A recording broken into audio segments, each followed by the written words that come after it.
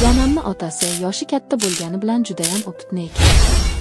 Birinchi marta orqamga tiqtirayotgan bosaman. Ukolini shunaqa noziklik bilan tiqdiki, oxirigacha kirgunicha og'riq sezmadim. Lekin ignasi juda ham katta va qalin ekan. Professional telefon ushlagich. Metalicheski original mahsulot. Narxi 85 ming so'm, O'zbekiston bo'ylab yetkazib berish mutlaqo bepul. Mahsulotni qo'lingizga olgandan so'ng to'lov qilasiz. Zakaz berish uchun havola kommentariyada. Soni cheklangan, shoshiling. Assalomu alaykum azizlar. Bugun siz bilan hech kimga ayta olmaydigan bir sir haqida suhbatlashamiz. Bu bir qizning yuragida paydo bo'lgan taqiqlangan hislar, halol va harom orasida bo'lgan bir halovat izlash haqidagi hikoya. Men unga birinchi bor sinchiklab qaraganimda, bu oddiy hurmat emasligini sezdim. U dugonamning otasi. Har doimgidek xotirjam, sokin va mulohazali. Qizimsi qiziqishim avval hazil edi. Lekin keyinchalik bu yurak urishlarimga aylana boshladi. U meni hech qachon boshqacha ko'z bilan qaragandek tuyulmasdi. Lekin men ozgarayotgan edim. Har safar dugonamnikiga borganda yuragim tez ura boshlardi. Hovlida u bilan to'qnashib qolsam, ko'zlarimni yashirishga majbur bo'lardim. Bir kuni dugonam ish bilan chiqib ketdi. Uyda men va uning otasi qolgan edik. Uy ichida qop-qorong'u sokinlik. U esa qahva tayyorlab menga uzatdi. "Qalaysan, yaxshi yuribsanmi?" dedi u. Oddiy savol, ammo uning ovozida allaqanday yumshoqlik, allaqanday iliqlik bor edi. Menga qiziqayotgani yo'q edi, men unga og'zimni qiziqtirayotgan edim. Qahva finjonini olarkanman, qo'lim titrardi. U sezdi. Jim bo'ldi. Sozlar tugadi, faqat ko'zlar qoldi. "Sovqotayapsanmi?" deb yelkama adyol tashladi. Men o'zimni yo'qotib qo'ygandek bo'ldim. Nafasim tor bo'lib, yuragimni ushlab qoldim.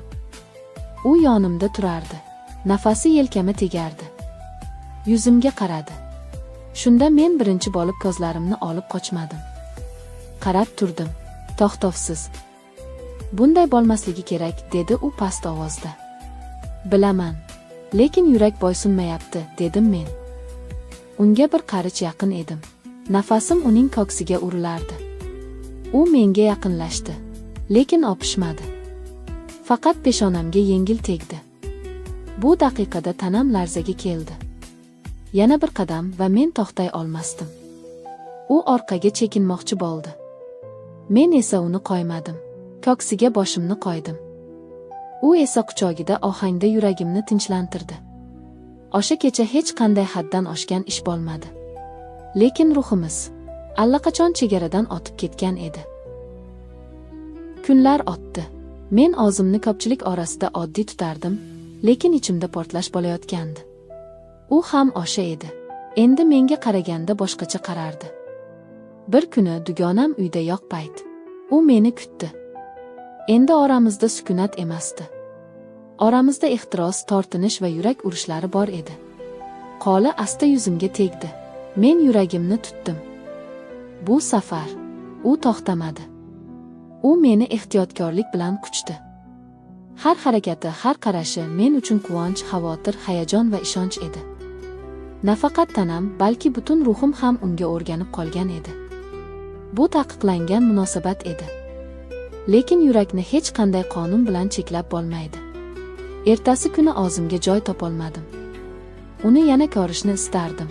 Ammo bu istak oddiy his emasdi. Bu ichimda yongin edi. Har gal dugonam menga kulib qarasa, yuragimda aybdorlik to'lqini urar, lekin shu paytda yuragim ichimdan "Sen uni sevyapsan" deb baqirardi.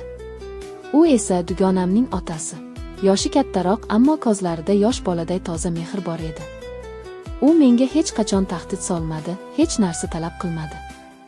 Aksincha, u meni ehtiyot qilardi. Balki o'zini ham. Bir kuni yana uchrashdik. Dugonam ishga ketgan edi, u esa kitob o'qib o'tirgan. Men eshikni asta ochdim. "Kirdim", dedim. U qaradi. Qovogi ochiq, ammo ko'zlari charchagan edi. Menga qaradi va bir oz jim qoldi. Keyin sekin kitobni yopdi. Men unga yaqinlashdim. Har bir qadamim yuragimning urishidek aniq eshitilardi. Nihoyat uning ro'parasida to'xtadim. Men seni unutolmayapman, dedim past ovozda. U indamadi. Faqat qo'llarimni ushladi. Barmoqlari orasiga barmoqlarimni soldi. Bu oddiy harakat. Ammo men uchun butun bir olam edi. Yaxshi ko'rish ba'zida ko'z bilan emas, barmoq bilan seziladi. U qo'limni o'z labiga yaqinlashtirdi. Men ko'zlarimni yumdim. Nafasim tor bo'lib qoldi. U meni o'ziga yaqinroq tortdi. Quchogiga kirganimda dunyo jim bo'ldi.